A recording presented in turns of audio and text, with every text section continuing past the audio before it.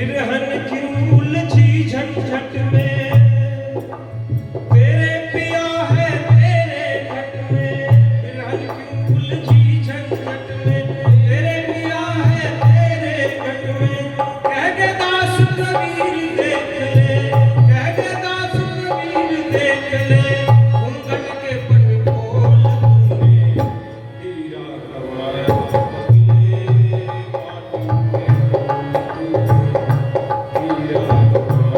पगले माटी के।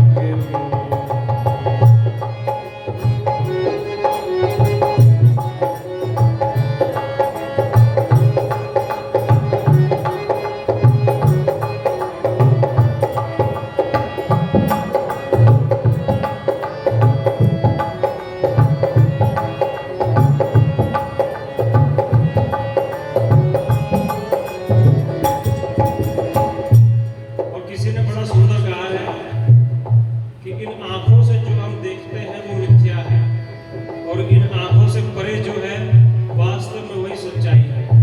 जैसे हम फिल्मों में देखते हैं तो फिल्म का जो हीरो होता है उसके साथ हमारी अटैचमेंट हो जाती है, उसके दुख से हम दुखी होते हैं, उसके सुख से हम सुखी होते हैं।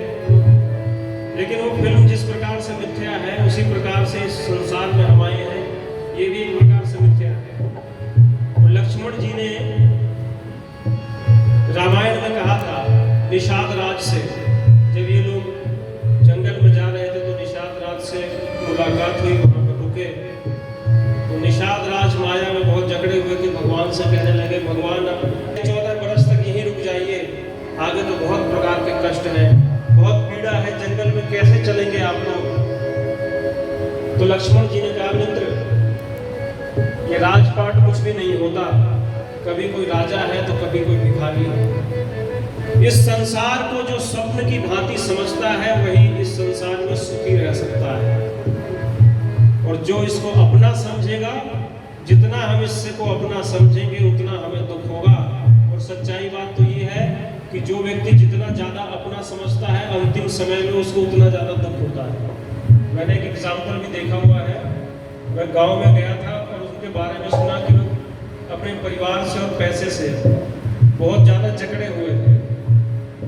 उनकी मृत्यु को लोगों ने ऐसा माना कि इनकी मृत्यु हो चुकी है, और 2 दिन तक प्राण शरीर में अटका रहा। बहुत पीड़ा हो रही थी, और अंतिम समय में जब नाक से खून निकल के उनकी डेथ हुई तो उसके बाद पूरा शरीर फूलने लग गया। वजन मुश्किल से उनका 50 किलो रहा होगा, लेकिन शरीर फूल के 70-80 किलो का हो गया। बाद में गांव वाले लोग बताते थे कि ये अपने धन से, अपनी संपत्ति से बहुत ज्यादा मोह करते थे। तो जो व्यक्ति जितना ज्यादा मोह करता है उसका अंतिम समय उतना दुखदायी हो जाता है। इसलिए भगवान भी गीता में अर्जुन से यही कह रहे हैं कि कर्म में पड़ो और उसको अपना मत समझो। भगवान बार बार कहते हैं कि मैं ऐसा कर भी रहा हूँ, मैं ऐसा नहीं भी कर रहा हूँ, मैं ये हूँ भी और मैं ये नहीं भी हूँ। तो इसका तात्पर्य ये है कि जैसे नारियल होता है, जब नारियल कच्चा होता है तो अंदर में उसके कच्चे नारियल के अंदर में पानी होता है, वो पानी धीरे धीरे सूखता है तो वो चिपका हुआ होता है। और जब नारियल बहुत अच्छे से पक जाता है, परिपूर्ण अवस्था में आ जाता है, तो नारियल के अंदर से उसके खोल को अलग कर देते हैं और नारियल को पूरा गोला निकाल देते हैं। तो उस दोनों के बीच में थोड़ा सा गैप होता है। तो मतलब नारियल में है भी और नहीं भी। इसी प्रकार हमें भी संसार में होते हुए, यानी कि कई बार जब ऐसी बातें होने लग जाती हैं कि संसार मिथ्या है, सच हरि भजन जगत सब सपना, तो कई लोग इसका मतलब ये भी निकाल लेते हैं कि भी कुछ करो मत, अजगर करे न चाकरी, पंछी करे न काज, दास मनुका कह गए सबके दाता राम। तो कुछ मत करो, फिर हाथ में हाथ रख के बैठे रहो। तो ऐसा भी नहीं होना है। कर्म योग की महानता बताई गई है कि जैसे नारियल चिपका हुआ है और नहीं भी, वैसे हमें इस संसार में होते हुए, अपने सारे कर्मों को करते हुए, अपनी सारी जिम्मेदारियों को निभाते हुए भी हमें मोह से रहित होकर के कार्य करना है, और उन सभी कार्यों को भगवान को समर्पित कर देना है। उसी का श्लोक है कि कर्मण्येवाधिकारस्य मा फलेषु कदाचन। कर्म करते जाओ, फल की इच्छा ना करो, फल तो मिलेगा। लेकिन यहाँ पे मैं एक छोटी सी बात और बताऊंगा कि फल भी कई लोगों का कॉम्बिनेशन होता है। जैसे महाभारत के युद्ध में हरी सभा में द्रौपदी को लाया गया, दुशासन ने वस्त्र खींचने का प्रयास किया तो उसने कर्म किया, तो कर्म का फल मिलना चाहिए था कि वस्त्र खींच जाना चाहिए था। लेकिन द्रौपदी ने उससे भी पहले कोई कर्म किया हुआ था। भगवान ने जब सुदर्शन चक्र चला के, नाम उसका भूल रहा हूं, उनकी गर्दन काटी थी जो मुंडका में गिरा था, जी शिशुपाल, तो उस समय उनके हाथों से खून निकलने लग गया, तो द्रौपदी ने अपनी साड़ी को फाड़ करके और उनके हाथों में पट्टी की। तो चूंकि वो कर्म बहुत पहले का था, तो ऐसे हम भी कई बार समाज में जाते हैं, काम करने के लिए प्रयास करते हैं, लेकिन हमें सफलता नहीं मिलती है और हम निराश हो जाते हैं। तो हमें निराश नहीं होना चाहिए। उसमें कई लोगों के कर्म पहले से जुड़े होते हैं जो प्रारब्ध बन के आते हैं। इसीलिए कहा गया है कि कर्म करो पर फल की इच्छा ना करो। जितने भी कर्म हो उसको प्रभु को समर्पित करते हुए चलना चाहिए। बिन भगवंत भजन पछतायो, भजन पछतायो, वे मन मूर्ख जन्म गवायो, वे मन मूर्ख जन्म गवायो। बिन भगवंत भजन पछतायो, भजन पछतायो, वे मन मूर्ख जन्म गवायो, वे मन मूर्ख जन्म गवायो। गूंज रहे जन जन के मन में, गूंज रहे जन जन के मन में, गूंज रहे जन जन के मन में, सूरदास के बोल तूने हीरा गवाया, हीरा गवाया पगले माटी के बोल।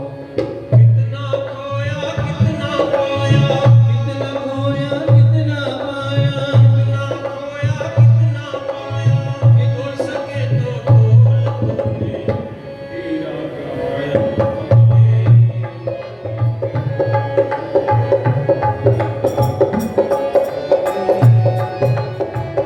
और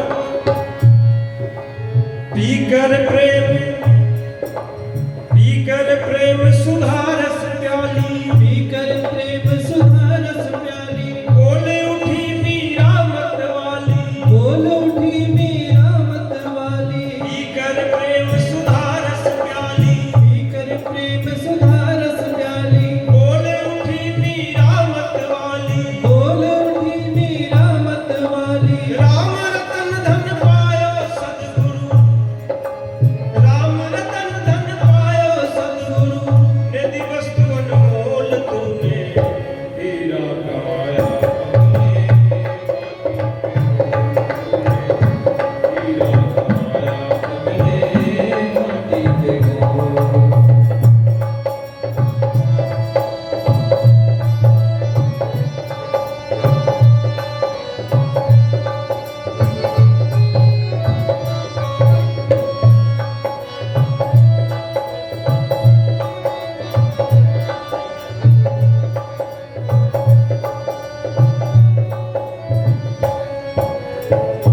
और अंत में, अब तो चेत रे अभिमानी, अब तो चेत रे अभिमानी, अब तो चेत रे अभिमानी, अब तो चेत रे अभिमानी। गूंज रही तुलसी की वाणी। गूंज रही तुलसी की वाणी। इस भजन में सभी संत महात्माओं का नाम लिया गया है। अब तो चेत रे अभिमानी, अब तो चेत रे अभिमानी, गूंज रही तुलसी की वाणी, गूंज रही तुलसी की वाणी। भाय कुभाय अनख अलहासु। कह रहा कि अब तो चेत रे अभिमानी। जो व्यक्ति अंत समय तक भी नहीं चेतता उसको अभिमानी इसलिए कहा गया है कि अगर उसके अंदर अभिमान नहीं होता तो शायद वो भगवान का नाम ले लिया होता।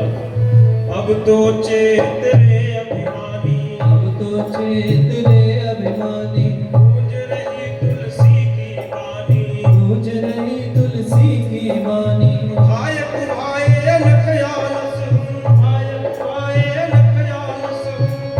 भाय कुभाय मतलब अगर भाय तो सही और ना भाय तो सही, स्वस्थ रहते हुए तो सही या आलस मानस में ही सही नाम प्रभु का बोल।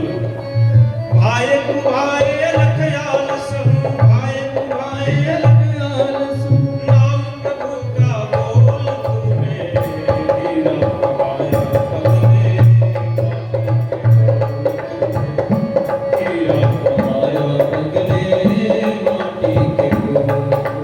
कितना खोया कितना पाया, कितना खोया कितना पाया, बोल सके तो बोल तूने हीरा पाया